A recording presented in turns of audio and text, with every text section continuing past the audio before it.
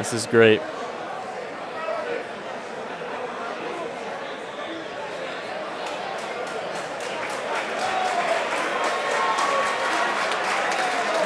Chanel really wants this one. What do you think? What do you think Chanel's saying? Chanel's one of the nicest dudes I know. He's probably saying something really sweet to him or something. I know that these two dudes have a ton of respect for each other, so I don't think there's anything hateful or hurtful going on in that conversation right now. Okay. I think I want to fight. I'm excited for it, that type of stuff. It is fighting on that September 27th event. Nice. Chanel's such a good dude. The Haitian King Roy will challenge the undefeated Kevin Big Dog Nagel for the WBC title, WBC Silver Heavyweight Championship owned by Nagel, who won last year. Let's hear for both combatants. From Venable, Massachusetts, Harold, the Haitian King, Roy. Harold looks always in shape. Yeah, he's like 60 too. This is going to be a fun one. That's a big dude. Yeah, he's a monster. That is a big dude. Again, two really sweet dudes. Right. Nice guys. Mutual respect. And doing what they're supposed to do on the local scene, which is put on a show for the fans. Right. And they get a good piece of WBC belt on the line, which is great. I hope that they sell that place out. Super exciting. He is a massive dude. And Harold's huge too, and he looks small next to him.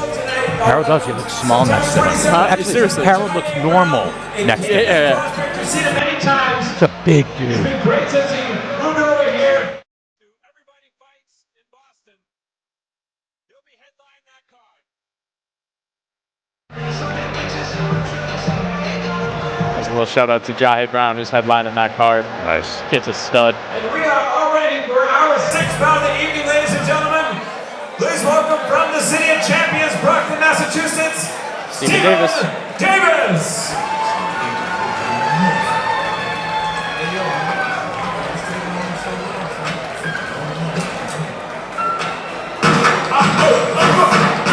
Yikes.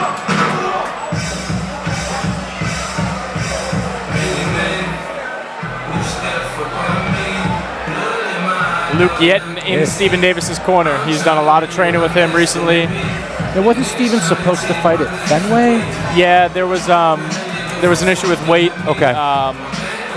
With one of the folks making weight, so I'm glad there's an opportunity for redemption here for him to I get am too. out in the ring and show his skill set. Again, he is 1-7 record-wise, but I mean he pushed Troy Anderson to the limit here a year ago, I think it was. He's a tough dude. Not scared to fight anybody. Ladies and gentlemen, his opponent now making his way to the ring. Please welcome Ryan Venable. Another dude not scared to fight anybody. I called his fight about a year ago at this point at Oceanside last time Nolan Bros hosted it. It was one of the most entertaining fights I've ever seen. He lost his mouth guard at one point, did a push-up in the ring, and scooped his mouth guard up with his mouth and went right into fighting, which was amazing. He instantly became my favorite fighter of all time at that moment. So that is super impressive. Yeah. Looks in tremendous shape. Yep. He's another dude. He lives in the gym. Pretty sure he's a trainer of some sorts that everybody fights, but he's always there. He's always around. And you know, Everybody Fights has such a good stable. Yeah. You know, with Mark DeLuca running that team for the most part, and you get a lot of great assistant coaches as well who are here today. And they're always getting good work in. I missed DeLuca. Huh? I missed DeLuca. I saw him like every second on the Fenway. He's in Saudi Arabia right now for that sparring thing with Turkey. Wow. Jahe's there too. And actually Abraham Noble fights tonight there, I think. Wearing black with green and white lettering, weighing in a trim and ready 140.5 pounds, and entering the ring for the 9th time. Jack, look at that, just Jack. 700 abs. Look at the abs. Stephen Davis. He's got abs from his ears to his toes. Ridiculous.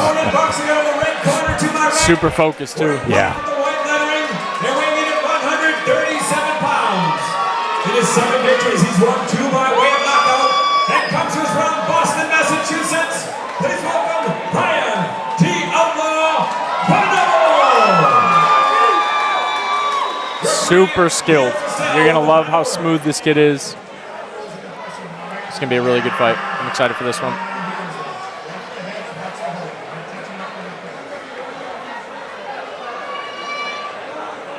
There we go.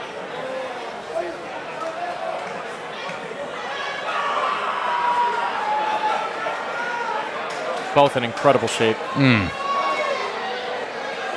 at Davis's back. I think he's got abs on his back.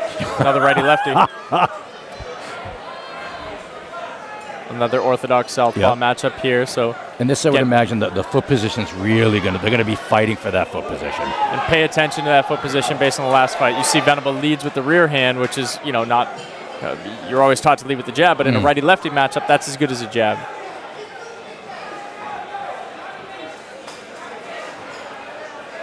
Right out the gate, love the movement from both guys. Heads are moving. Switch stance there on lead 2. Good strong jab by Davis.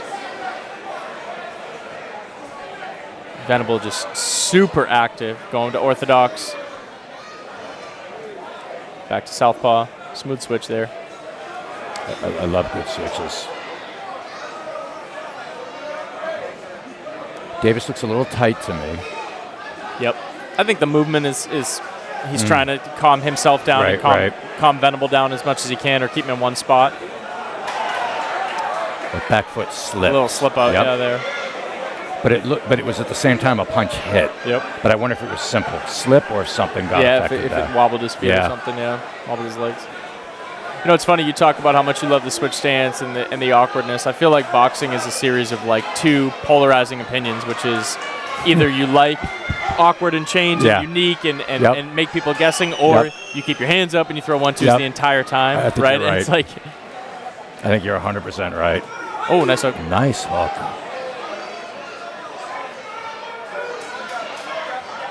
And the beauty of that, those conflicting ideologies, if you will, is that there's been success in both worlds. Yes. It's not, one is not true over the other. It's just a matter of the skill of the fighter, if they can or cannot achieve certain things, and what's best for their competition and their specific matchup. Nice feint. It's good feints, yeah. It's wide outside feints that, look at, see, he's just trying to do something to speed him up, and good catch on the gloves there. And Davis doesn't look tight anymore. No, he's starting to loosen up a little bit. Nice little head movement. I think it's because the movement from Venable is starting to slow down a touch. And not that he's tired, I just think he's a little bit more calculated and less sporadic. It's hard to do that bouncing around for 5, 6, 8 rounds, whatever it is, Nice hook.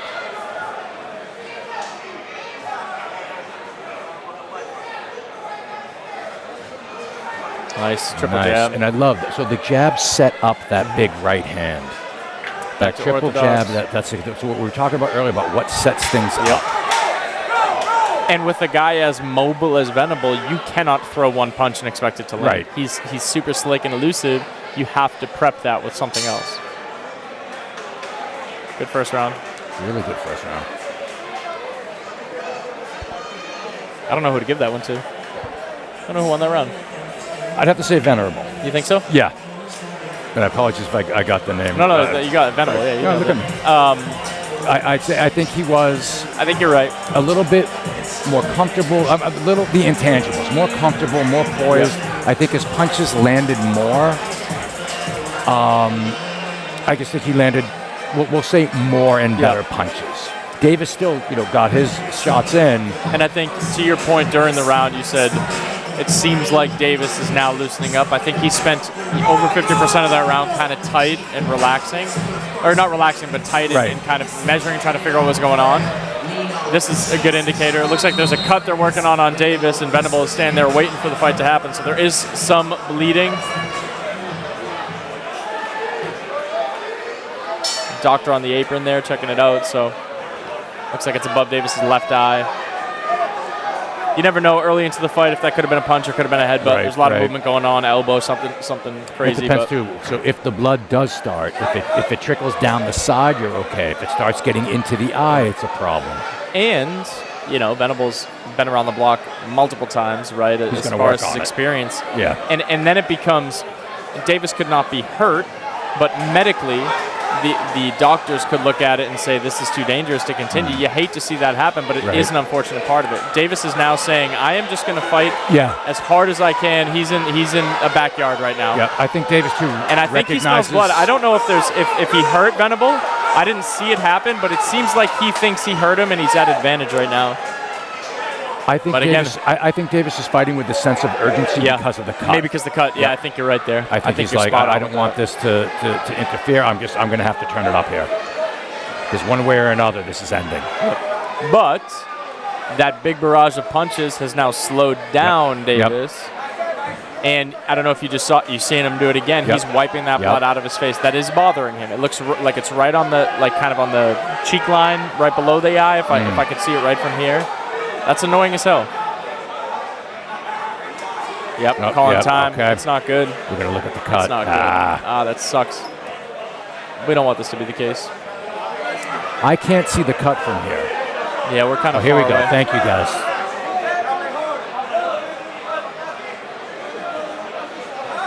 Don't call it. Please don't call it.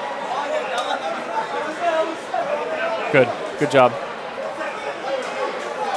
Good job. Doctor's there to keep people safe. He kept them safe. He checked out the cut. Let's see how Venable focuses on that. Let's see how Davis responds to knowing that he's maybe too much blood away from this thing getting stopped.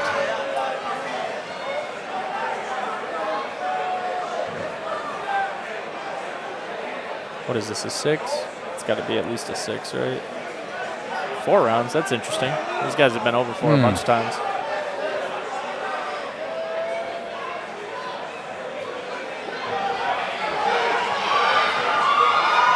Just turns around and trades. Yeah. Look. I love this. I go, you go. Yeah, see? Yep. There's fatigue there, though, when you throw all those punches. Well, I think the game plan, I think Davis's game plan is completely shifted. Yeah. With that cut. Yeah. Because of that cut. Yep. I think you're right. I agree. Yeah, you can see it dripping now. It's getting pretty good. Yep, and he's a pro fighter, so he's able to shift a game plan like that on the fly. Yep. He seems well trained, well conditioned. The challenge with the cuts, right, is that even if you have the best cut man in the world in your corner, it's typically only going to get worse. Yeah. It's not going to get better. No. Nice hook counter.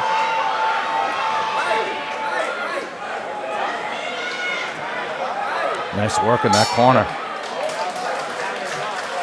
Oh, here we go. That's nice. He's walking him back to the corner. Yeah, that's polite. Well, so I know Davis is as tough as they come, but when you have a cut like that, you want to get cannot back to your spend corner. time on the other side of the ring. Yeah. I don't care if he said what he said. You're putting yourself in a position for the thing to get stopped. You got to get some gauze or some Q-tip in that thing right away. He just wanted to make sure he got back to his corner safely. I think Davis is... It's the buddy system in there. Exactly. The buddy system. Yeah, buddy. So they'll be working on that cut. Have you ever been cut in your fights? Knock on wood, no. Okay. I've never been cut. No, I couldn't imagine what it... I mean, I've been cut in sparring and stuff before, and it sucks. Or had the nose running, and it sucks. No, he's already ready. Now, I would give that second round to Stephen Davis. Yeah, I would too. Yes. So I think we're 1 round apiece right now if it was on my scorecard. Let's see what happens next. No love lost here, which is cool. So in the last fight that I called for Venable, he was exceptional in this position. Okay. In that phone booth inside work. I don't know that this is the fighter he wants to do it with. The guy he was moving with the last time was a little bit more at advantage there, but Davis got some heavy hands and he's not afraid to be in that pocket, which I think is why you see Venable skirting a little bit more, getting on the bike. Venable trying to make that decision about wants to get work in on that eye. The best place to do that is in the phone. Yeah. So I get that. As much as you don't want to say this in a dirty perspective, when you're in there, everything hits. Elbows hit, shoulders hit, heads hit, and they're not intentional. He's not going to headbutt. No. But it's just a good way to make contact with something like that. It's harder to be precise and land a perfect punch on a cut. You know, it's obviously preferred, but it's not easy to do. Now, Davis seems like he's breathing a little heavy in here now. I do like Davis's demeanor is so different from the first round. Yeah. The first round, I don't want to say he was intimidated. Yeah. But there was something. He was hesitant. He was just a little. Yeah, he was a little bit hesitant. He was a little gun shy. He's getting frustrated because Venable's running, or not. I shouldn't say running. Right. He's being more elusive and more defensive. But to Venable's credit, that's where he wins the fight. He does not win that fight in that 50-50 because Davis is a monster. I like movers. I say move. You know, just what's the sport about, right? Hitting and not getting hit. Exactly. Clock management. Good clock management. When they do it in football, when they do it in basketball, it's like it's intelligent. They do it in boxing, they get called, runners. And that's not the case. No, this is smart. Hey, listen, you got to go home safe to your family, right? So whatever that makes it happen. See, even the referee, he's moving. It's an intelligent strategy. Davis wants him. Davis can come get him. And to be honest with you, this is a Stephen Davis round here because the only action is initiated by Davis, in my opinion. Yes. And there's a fine line to be able to be on the move and then also scoring your punches. You know what's interesting, or at least from what I'm seeing, Venable had success in the exchanges in the first round. I think he must have felt some level of power from Davis that's forcing him to not go there again. Because as far as punches landed and things like that, he was successful in those 50-50 spots early. Right. He must have felt something that was like, man, I don't know really if I really want to go in there anymore. And now he's keeping the range. Smart, very smart. It was a nice combination there by Davis. Or maybe he senses Davis has momentum. Because there's definitely been a momentum shift. Davis has it. So Venable getting away from it and stopping that momentum. You could stop momentum with tie-ups. Go back to your corner. Go back to your corner. You could stop momentum with tie-ups. You could stop momentum by being out of range and staying on your bike. I think for my fighters, I always want to find drills where you can train this to find that momentum shift and how to deal with it. I find it incredibly difficult 100%. to create a drill where you're working momentum shifts. And I'll say this, I was saying this to Joe Swanton, shout out Joe Swanton, my teammate the other day. It doesn't matter what you do for a drill or anything else. They're very important, but it's so hard to replicate this. This is real, it's live, it's fast. There's people here, there's adrenaline, there's all these type of things. So unfortunately, in every moment, you do have to learn on the fly a bit because it's happening live time and drills are more calculated. And I think we all play into the calculation of it. I wanted to ask you, though, real quick, what would you say to Davis as a coach with this possum-type mentality where he knows he has to go in and be violent to win this fight? I'd say work the jab and come forward. Yeah. Keep your circles. Going. But do it intelligently. Don't just throw. He might not be doing right now. Right. Yeah. Like work your jab, cut the ring off. Yeah, I think you're right. I think the worst thing that can happen here is no jab. I love the madness here and the brutality of it, but a jab to slow and soften this and allow your punches a little bit more space to land.